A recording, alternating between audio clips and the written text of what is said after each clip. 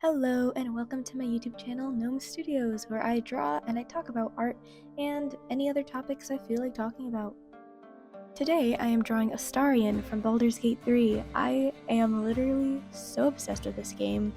I have played it way too many times and yet I haven't played it enough. I can talk about maybe some of my characters that I've played a little later in the video, but for now I'm going to start off by explaining my process. So as you can see on screen, I am drawing in some boxes. This is called thumbnailing.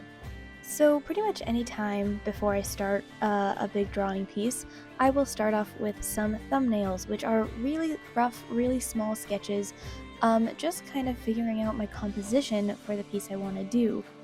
Now, in typical Nomi fashion, I completely ignore all of my thumbnail sketches, and instead I just choose a reference photo that I found on Pinterest. I can put it up on the screen right now so you can see what I used. Yeah, I just wasn't in the mood of figuring out anatomy today, and I couldn't find good references for the poses I had sketched out, so we're just gonna go with this. And now, using reference, I am finally going to go in and make the finalized sketch.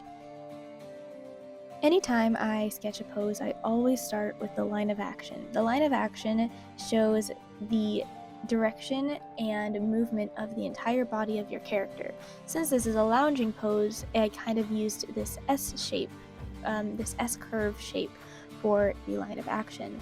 And then I started blocking out the anatomy from there.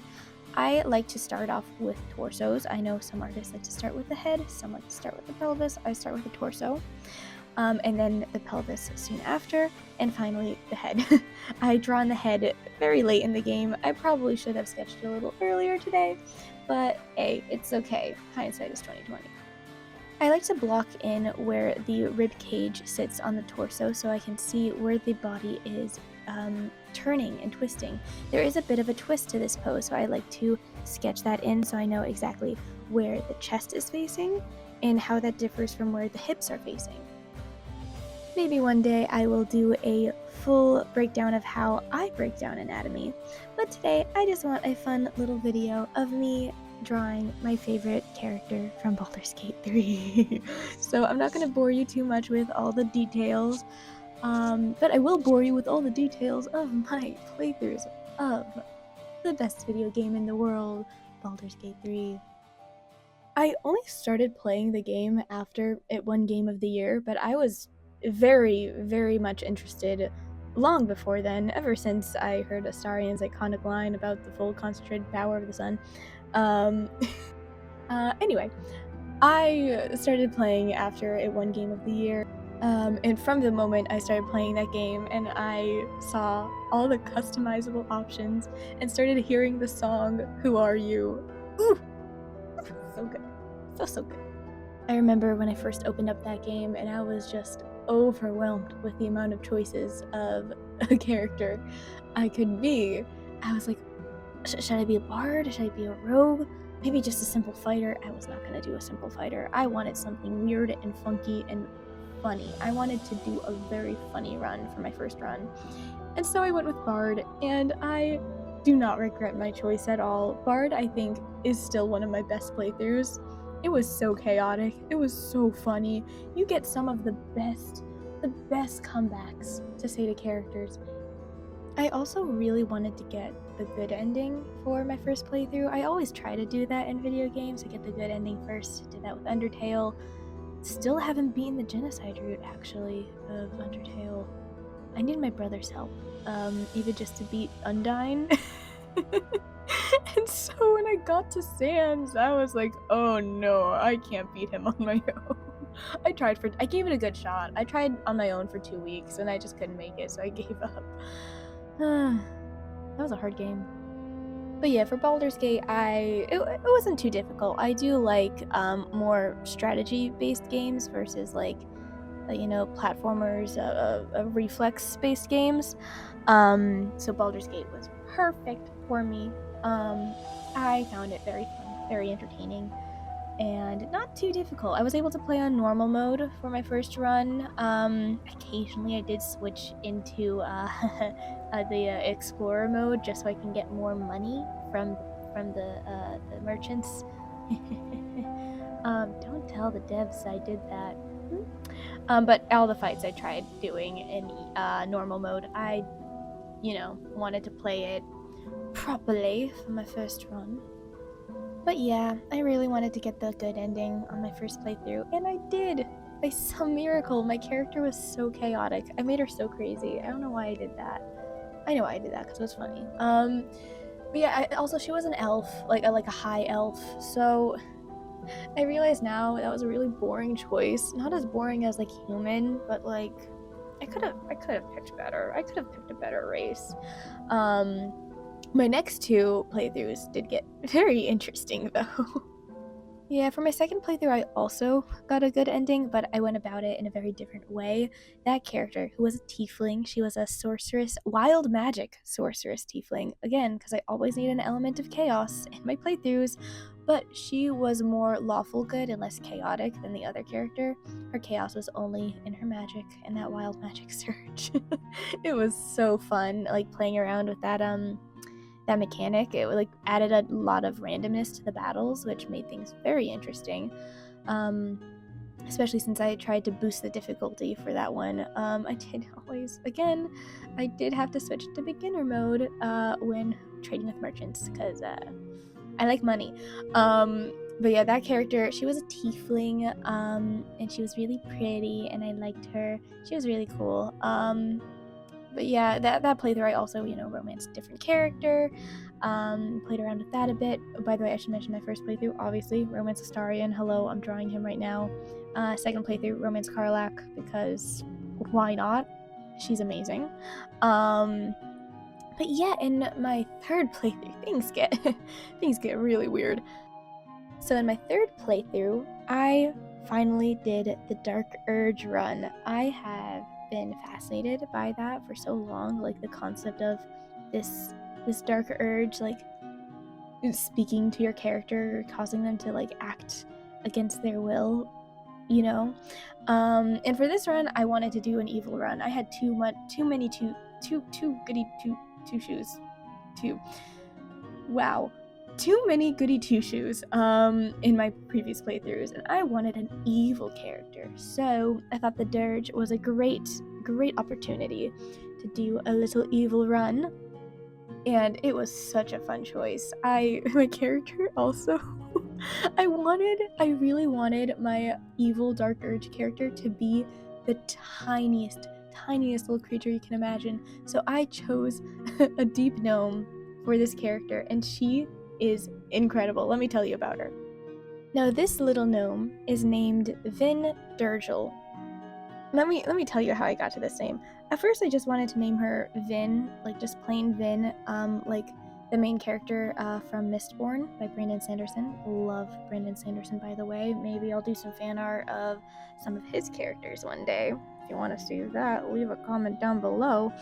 But yeah, at first her name was just going to be Vin, named after that wonderful character. But then I decided I kind of wanted to hint at her dark urginess. Dark dirgeness.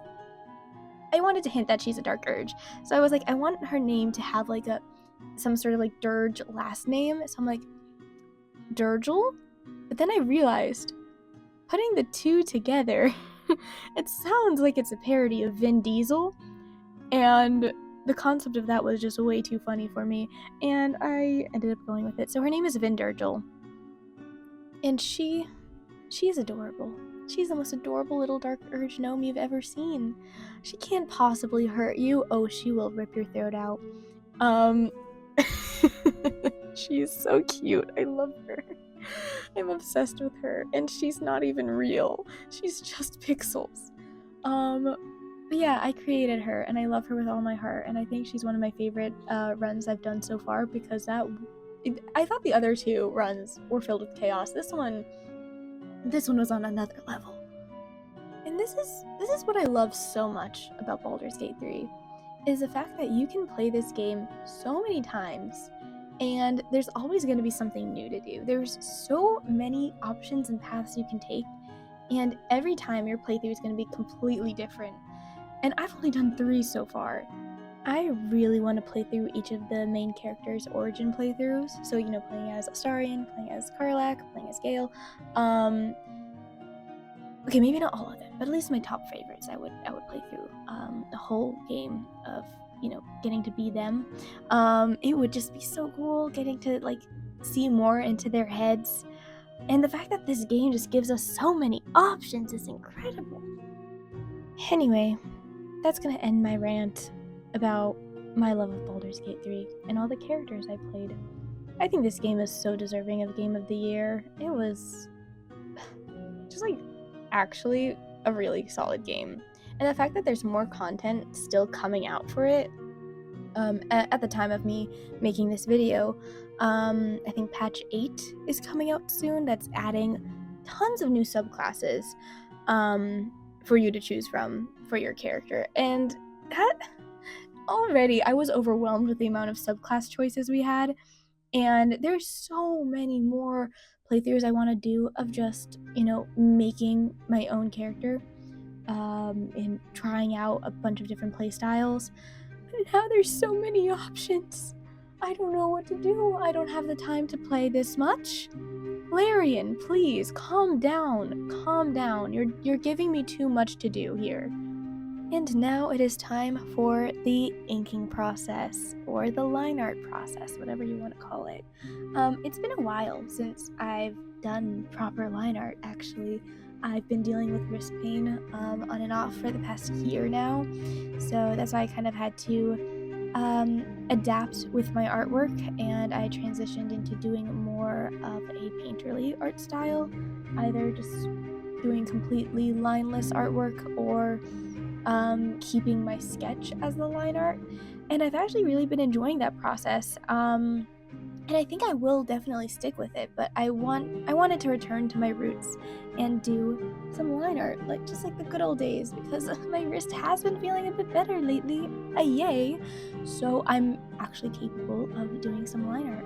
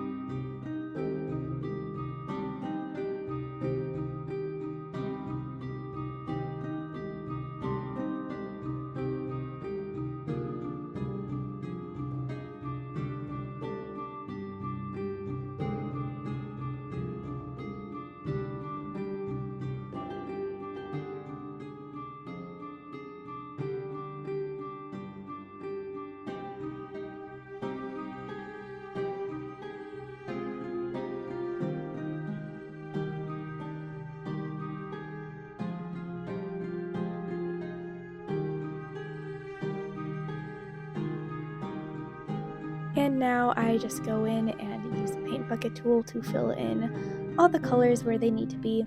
And then at some point you can see me change the background color to a neutral gray color.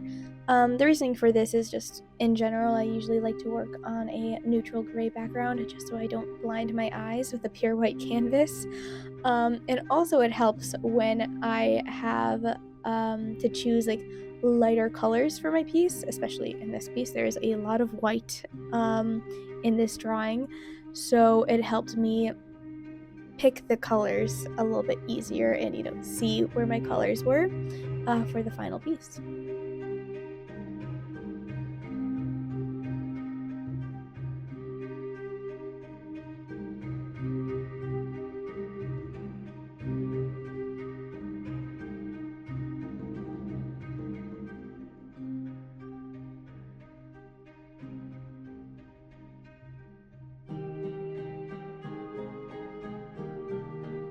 Next, what I do is I'm going to put a multiply layer over my color layers, and I'm going to use a clipping mask so that I can only draw on top of the color that's already there.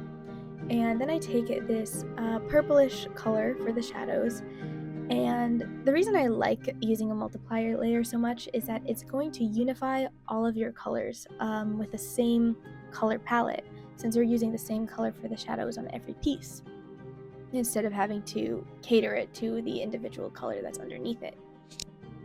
I went with purple since I had envisioned this character sitting in a candlelit room with a lot of yellow and orange light, and the opposite of yellowish orange on the color wheel is bluish purple, and the opposite of your lighting color is going to be your shadow color. And with the shadow color, I just go in with the generic default Photoshop brush and do very blocky, shapy shading. So instead of having everything blended together, there's only going to be hard edges. I did use a couple of soft edges actually on the face, just in certain areas I wanted to have a more painterly brush so I can get really thin shadows and detailed shadows on the face. But for the rest of the image, it was just these very blocky bits of color.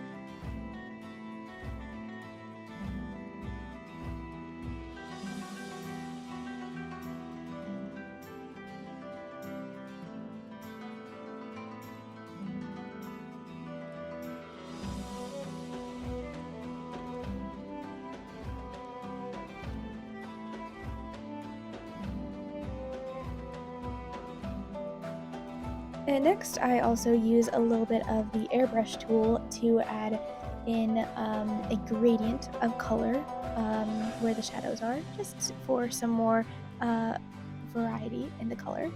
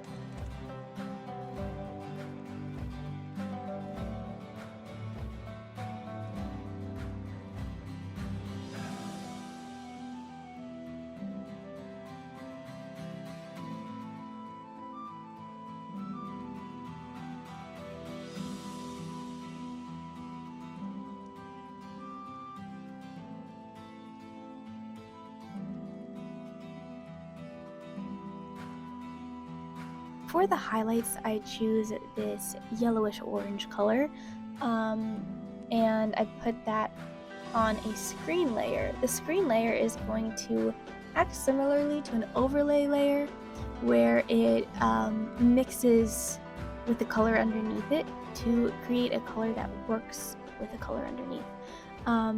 This is a technique I've seen many other artists use, and I quite like it. It helps keep things a little bit more simplified when it comes to picking your colors.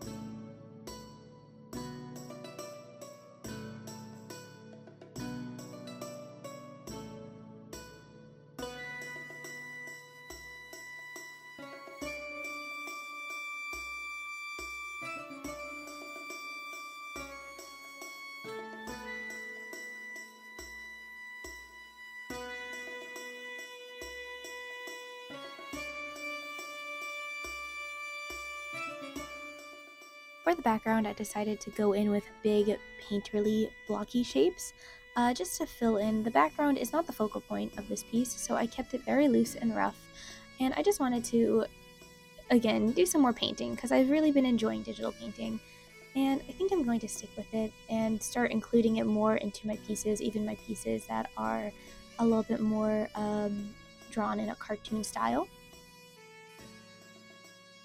And for the finishing touches, just to really spruce everything up, I put another multiply layer over my entire drawing, everything. And I've set this to a deep bluish color. And I'm going to play around with the opacity just so it's not too intense. And then what I'm going to do is I'm going to go in with a soft airbrush eraser, and I'm going to erase where I want the character to be a little bit more in the light. And just like that, the piece is done. If you like this video, please leave a like and subscribe to the channel to see more content like this. And if you have any suggestions, please leave them in the comments below. Maybe I will draw any character or piece of media you want to see fan art of in another video. Thank you so much for watching, and have a wonderful day.